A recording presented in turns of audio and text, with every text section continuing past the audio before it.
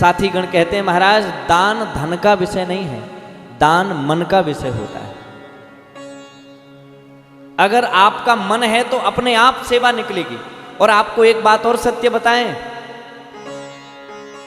अगर लड्डू गोपाल जी के लिए आपके घर से सेवा निकलती है तो आपके भाव से तो निकलती ही है, साथ ही साथ भगवान का हिस्सा है तुम्हारे घर में, सो वे अपना हिस्सा बड़े चातुकारिता से ले लेते हैं। और उनके हिस्से को कोई चोरी नहीं कर सकता, क्योंकि वे तो सबके चोर हैं। और जो खुद चोर है उसकी तुम क्या चोरी करोगे? हाँ, अगर तुम्हारे घर में लड्डू गोपाल जी हैं, तुमने लड्डू गोपाल जी को स्वीकार किया है, लड्डू गोपाल जी को अपने घर का हिस्सा माना है, तो निश्चित रूप से लड्डू गोपाल जी आपके घर के हिस्सेदार हैं। और अगर वे हिस्सेदार हैं तो उनका भी हिस्सा बनता है कि उन्हें आपके घर से सेवा दान कोई ना कोई भाव, तो आप भी मन बनाइए गोपाल जी के पावन दिव्य सेवाओं से जुड़ने का।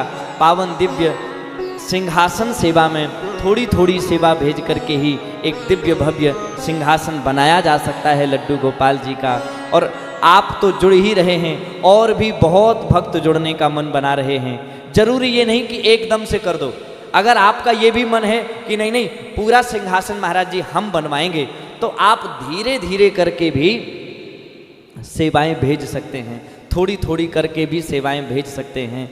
जैसे वाटर कूलर की सेवा चल रही है तो उसमें भी भक्त जुड़ रहे हैं, वे थोड़ी थोड़ी सेवा भेज करके ही इस आश्रम परिसर में भक्तों के आने जाने के लिए जल की व्यवस्था, वाटर कूलर की व्यवस्था वे कर रहे हैं। तो ये उनका परम सौभाग्य है। और आश्रम परिसर में जब उनके नाम से वह वाटर कूलर लगेगा तो निश्चित रूप से भगवान की कृपा, भगवान का आशीर्वाद हम सबको प्राप्त होगा।